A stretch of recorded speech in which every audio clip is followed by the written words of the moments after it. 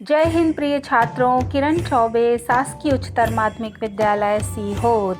बच्चों, समकालीन भारत भाग 1 में भारत के भौतिक स्वरूप के अंतर्गत आज हम उत्तर के विशाल मैदान को पढ़ने जा रहे हैं।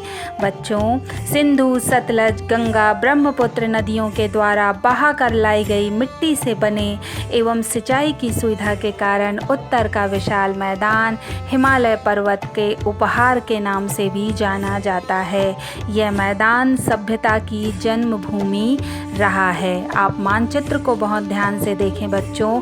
सिंधु से लेकर ब्रह्मपुत्र, पंजाब से लेकर असम तक उत्तर का विशाल मैदान फैला हुआ है। इसका विस्तार 7 लाख वर्ग किलोमीटर, इसकी लंबाई 2400 किलोमीटर तथा चौड़ाई 240 से लेकर 320 किलोमीटर तक है। उत्तर के मैदान का राजनीतिक विस्तार पंजाब, उत्तरी राजस्थान, दिल्ली, हरियाणा, उत्तर प्रदेश, बिहार, पश्चिम बंगाल तथा असम तक है। उत्तर का मैदान उत्तरी पर्वतों से आने वाली नदियां जब अपने साथ लगातार बहाकर लाई गई मिट्टी, बजरी, बालू एवं कंकड़ पत्थरों का जमाव जब इन क्षेत्रों में करती रहती है, इसी से उत्तर के मैदान का निर्माण हुआ है। नदी जब अपने निचले भागों में प्रवेश करती है तो ढाल कम होने के कारण नदी की गति धीमी हो जाती है। इसके फलस्वरूप नदी द्वीपों का भी निर्माण होता है। नदी वितरिकाएं, जब नदी के निचले भाग में बहुत सारा गाद एकत्र होता है और नदी कई धाराओं में बढ़ती है तो इसे हम नदी वितरिकाएं भी कहते हैं। इसी तरह दोआब का अर्थ होता है बच्चों दो नदियों के बीच का भाग। दोआब 2 शब्दों से मिलकर बना है, दो और आब। आब का अर्थ होता है पानी, जिस तरह से पंज का अर्थ है 5 और आब का अर्थ है पानी, यानी कि 5 नदियों के प्रदेश को हम पंजाब कहते हैं। उत्तर के मैदान को हम 3 उपवर्गों में बांट सकते हैं। पहला है उत्तर के मैदान का पश्चिमी भाग, ये पंजाब के मैदान के नाम से जाना जाता है, जिसके अंतर्गत सिंधु तथा उसकी सहायक नदियां झेलम, सतलज, चिनाब और रावी के द्वारा ये पूरा मैदान का निर्माण हुआ है। दूसरा है गंगा का मैदान, इसका ढाल पश्चिम से पूर्व की ओर है तथा इसका विस्तार घग्गर से तीस्ता नदी के बीच का है। गंगा का मैदान हरियाणा, दिल्ली, उत्तर प्रदेश, बिहार, झारखंड के कुछ भाग तथा पश्चिम बंगाल के क्षेत्र तक फैला हुआ है।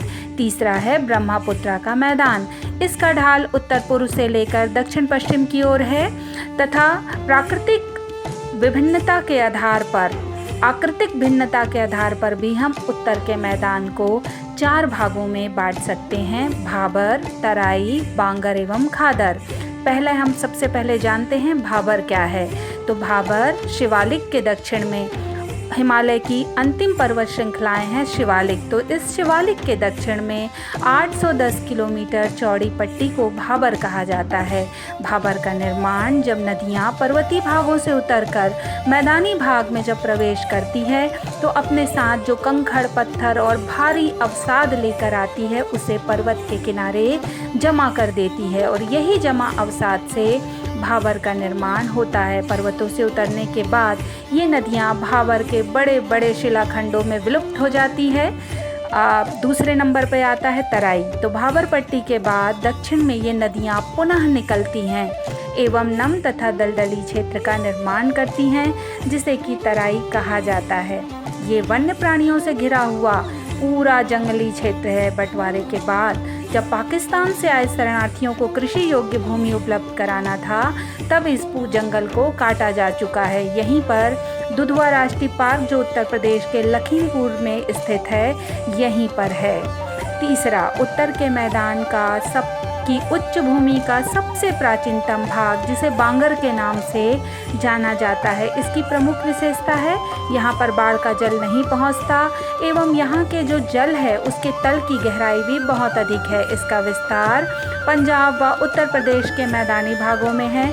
यहाँ की मिट्टी में चूनेदार निक्षेप पाए जाते हैं, जिसे कि कंकड़ भी कहा जाता है।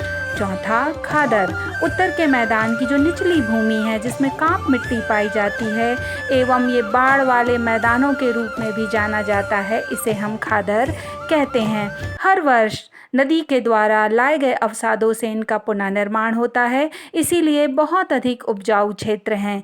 गहन खेती के लिए खादर का क्षेत्र आदर्श है। उत्तर प्रदेश, बिहार, पश्चिम बंगाल में इसका विस्तार है। तो बच्चों, ये था हमारा उत्तर का विशाल मैदान। आगे हम पढ़ेंगे दक्षिण का पठार। जय हिंद, जय भारत।